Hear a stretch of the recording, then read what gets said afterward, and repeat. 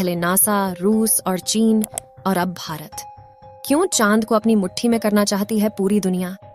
और क्या है चंद्रमा से जुड़े वो डार्क सीक्रेट्स जो स्पेस एजेंसियां हमसे छुपा रही हैं? जानेंगे धरती से चांद तक के इस रोमांचक सफर के बारे में। दोस्तों, भारत के चंद्रयान 3 ने का विक्रम लैंडर चांद की सतह पर सॉफ्ट लैंडिंग करेगा। वहीं रूस का लूना 25 भी चांद की तरफ रवाना हो गया है, जबकि साल 2024 में नासा भी अपने आर्टेमिस प्रोग्राम के तहत एक बार फिर वैज्ञानिकों को यानी एस्ट्रोनॉट्स को चांद पर भेजने वाला है। और चीन भी जल्द ही एक और मून मिशन करने वाला है। लेकिन अब सवाल आता है कि इन सभी देशों को चांद पर ऐसा क्या दिख गया जो चारों ओर चांद पर पहले पहुंचने की होड़ मची हुई है? और चांद से जुड़े ऐसे कौन से रहस्य हैं जिनसे से पर्दा उठाते ही हमारा चांद को देखने का नजरिया ही बदल जाएगा? जानेंगे पृथ्वी से चांद तक के इस रोमांचक सफर की कुछ खास बातें। तो जल्दी से अपनी कुर्सी की पेटी बांध लीजिए और पूरा वीडियो जरूर देखिए। दोस्तों, चांद हमारी पृथ्वी से 3,84,400 किलोमीटर दूर है और अगर हम सीधा रास्ता पकड़ते हैं तो इसी के आसपास डिस्टेंस में ही हम चांद की सतह पर पहुंच जाएंगे। जबकि भारत के चंद्रयान 3 के रास्ते से हमें चांद पर पहुंचने में 42 दिन लगेंगे, क्योंकि चंद्रयान 3 ने चंद्रमा की तरफ जाने का अंडाकार रास्ता चुना है, जिसमें वो पहले पृथ्वी के चक्कर लगाकर चांद की ओर एक लंबे रूट से बढ़ेगा और फिर चांद के चक्कर लगाकर लैंडिंग करेगा। हालांकि यह रास्ता काफी किफायती तो है, लेकिन इसमें हमें एस्ट्रोनॉट के लिए बहुत खाना, ऑक्सीजन और पानी की जरूरत पड़ेगी, जिसे स्टोर करने के लिए बड़ा स्पेसक्राफ्ट चाहिए होगा। और इस रास्ते से जाने पर 30 लाख किलोमीटर की दूरी तय करके हम काफी थक भी जाएंगे।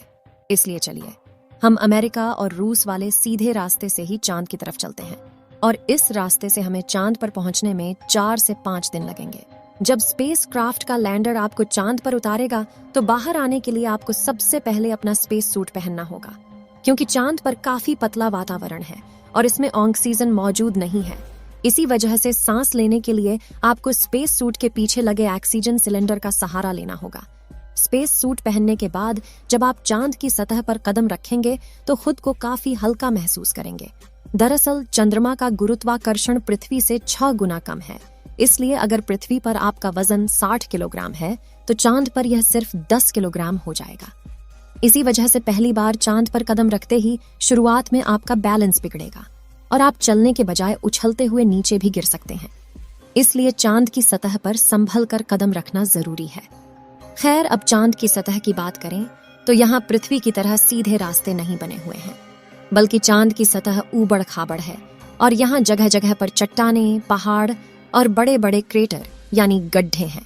चांद पर यह गड्ढे तो 20 सालों से गिर रहे उल्का पिंडों की वजह से बने हैं और ये 100 सेंटीमीटर से लेकर 25 किलोमीटर तक बड़े हैं। वहीं चांद की मिट्टी यानी कि लूनर सॉइल बिल्कुल ज्वालामुखी से निकलने वाली राख जितनी पतली है और इसका रंग भी पृथ्वी की मिट्टी से ज्यादा डार्क, बिल्कुल सीमेंट की तरह होता है। इस मिट्टी में खुरदरापन न होने की वजह से आप जैसे ही इस पर कदम रखेंगे तो आपके पैरों के निशान बन जाएंगे, जिस वजह से चांद पर सबसे पहले कदम रखने वाले एस्ट्रोनॉट नील आर्मस्ट्रॉन्ग और बज एल्ड्रिन के पैरों के निशान आज भी मौजूद है। अब चांद की खूबसूरत जमीन देखने के बाद साथियों, आप अपनी नजरें जब ऊपर की तरफ करेंगे तो आपको हमारी पृथ्वी भी दिखाई देगी। जैसे पृथ्वी पर चांद का उदय होता है, वैसे ही चांद पर भी पृथ्वी का उदय होता है। बस फर्क इतना है कि पृथ्वी से देखने पर चांद काफी छोटा लगता है और चांद से देखने पर पृथ्वी बहुत बड़ी दिखाई देती है। और यहाँ से धरती की खूबसूरती देखकर आप खुश हो जाओगे। अब अगर आप चांद के उत्तरी ध्रुव पर लैंड करोगे तो आपको अपने आसपास भूतकाल में फैले हुए स्पेस मिशन के स्पेसक्राफ्ट और सैटेलाइट के टुकड़ों के साथ प्लास्टिक बैग में भरा हुआ कूड़ा भी दिखेगा। ये कूड़ा नासा के उन 12 एस्ट्रोनॉट्स ने फेंका है जो चांद पर जा पाए। दरअसल इन बैग्स में इनका मलमूत्र और खाने के रैपर्स और बिस्किट है।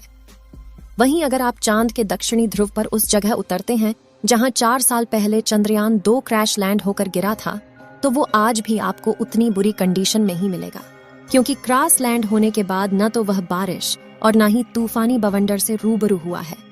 इसलिए अगर आप उसे अपने स्पेस क्राफ्ट में फिट करके पृथ्वी पर वापस ले आए तो उसे ठीक करके वापस भेजा जा सकता है। दोस्तों, आप यह तो जानते ही होंगे कि स्पेस के सभी ऑब्जेक्ट्स पर अचानक उल्का पिंडों की बारिश हो जाती है।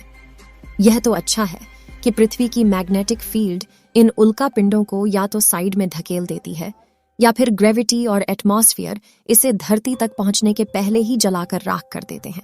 लेकिन चांद की मैग्नेटिक फील्ड पृथ्वी के मुकाबले काफी कमजोर है। इसकी ग्रेविटी भी कम है और यहाँ घना वातावरण भी मौजूद नहीं है।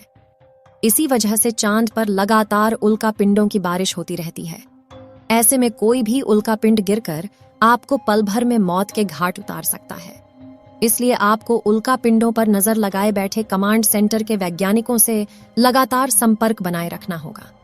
अब अगर आप सोच रहे हैं कि आप अपने किसी दोस्त या फिर लाइफ पार्टनर को चांद पर साथ लेकर जाकर गप्पे लड़ाते हुए अपने मून मिशन पर काम करें, तो आपको बता दें कि ऐसा मुमकिन नहीं है, क्योंकि चांद पर वातावरण न होने की वजह से साउंड वेव चल नहीं पाते। यानी कि अगर आप अपने साथी को कुछ बोलेंगे तो वह आपके होंठ हिलते हुए तो देखेगा, लेकिन आपकी आवाज नहीं सुन पाएगा। इतना ही नहीं, चांद पर आपको अपनी आवाज तक नहीं सुनाई देगी, मानो जैसे मोबाइल की तरह किसी ने आपको भी साइलेंट मोड पर डाल दिया है। हालांकि एस्ट्रोनॉट चांद पर एक दृश्य स्पेस सूट पहनते हैं जिसमें साउंड पुश करवाने के लिए नाइट्रोजन और ऑक्सीजन की मदद से कृत्रिम वायुमंडल बनाया जाता है। साथ ही इन्हें एक माइक्रोफोन वाली हेडफोन पहनाई जाती है जिसके जरिए यह अपने साथी और कमांड सेंटर की आवाज सुन सके और जवाब भी दे सकें। अब दोस्तों, चांद पर अपने काम को पूरा करके जब आप सोने जाएंगे तो सुबह आपको सूरज की रोशनी नींद से नहीं जगाएगी, क्योंकि चांद को अपनी धुरी पर घूमने में 28 दिन लगते हैं, जिस वजह से चंद्रमा पर एक दिन 14 दिन का होता है और 14 दिन की रात होती है। यानी कि वहां का एक दिन पृथ्वी के 28 दिन के बराबर होता है। हम चांद का सिर्फ एक हिस्सा आज तक देख पाए हैं, और अगर आप चांद के पिछले हिस्से के अंधेरे वाले इलाके पर पहुंच गए तो आपके साथ काफी खौफनाक चीजें हो सकती हैं। बता दें कि चांद पर कई सालों से सोच कर रहे कुछ वैज्ञानिकों का यह भी कहना है कि भूतकाल में वहां कोई एलियन सभ्यता बसी थी। चंद्रयान 1 ने चांद की सतह पर वाटर आइस और हाइड्रोप्लस के रूप में पानी की खोज की है, जो इंसानों के जीवन के लिए काफी जरूरी है। इसके अलावा अंतरिक्ष में चांद ही पृथ्वी के सबसे करीब है, इसलिए भविष्य में वहां जाकर बसना हमारे लिए काफी किफायती साबित होगा। वहीं यहाँ पर हम एक और स्टेशन भी बना सकते हैं।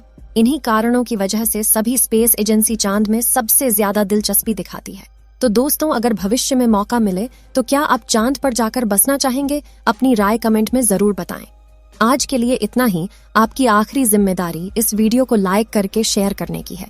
इसे ज्यादा से ज्यादा मित्रों तक शेयर करें ताकि उन्हें भी जानकारी मिल सके।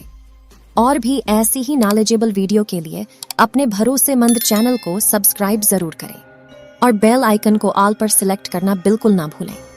वीडियो को अंत तक देखने के लिए धन्यवाद।